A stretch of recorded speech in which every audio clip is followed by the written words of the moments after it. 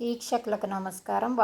వదలకుండా వానలు వస్తున్నాయి. మరి జలుబులు, దగ్గులు కూడా వాళ్ళ చుట్టాలు మన ఇంటికి పలకరించడానికి వస్తాయి కాబట్టి వాటి నుంచి రక్షణ కోసం వామాకు, ఉసిరికాయలతో రసం చేసామన్నమాట. వామాకు ఇంట్లోనే చెట్టు పెరుగుతుంది. చిన్న మొక్క తీసుకొచ్చి ఇంట్లో చక్కగా పెరుగుతుంది.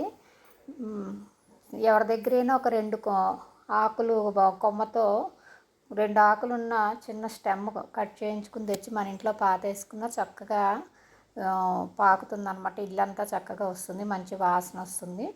అలాగే అజీర్ణము, జలుబు, దగ్గు వీటన్నిటికీ మంచిది. అందుకని 2 వామాకులు తీసుకున్నాము. అలాగే ఇంట్లో మామిడికాయలు, ఉసిరికాయలు మేము నిలవ పెట్టుకుంటాం కాబట్టి మేము ఉసిరికాయలు వేసుకున్నాం. మీ దగ్గర ఉసిరికాయలు లేకపోతే చింతకాయ తొక్కు కానీ, చింతపండు కానీ ఏదైనా పుల్లటి వాటితో మీరు చింత చిగురుతో కూడా పెట్టుకోవచ్చు. ఎందుకంటే విటమిన్ సి ఉంటుంది.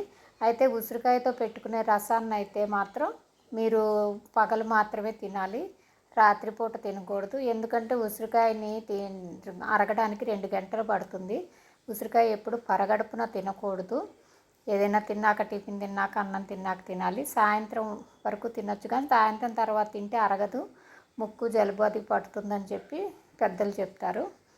అందుకని ఒక్క పూటకే పెట్టుకోవాలి. వామాకు రసం అందరికీ తెలిసిందే కాబట్టి రసం పెట్టడం నేను మిగతా వీడియో చెప్పట్లేదు. వీడియో నచ్చితే లైక్ చేయండి, షేర్ చేయండి, ఫాలో అవ్వండి, సబ్స్క్రైబ్ చేయండి. ధన్యవాదాలు.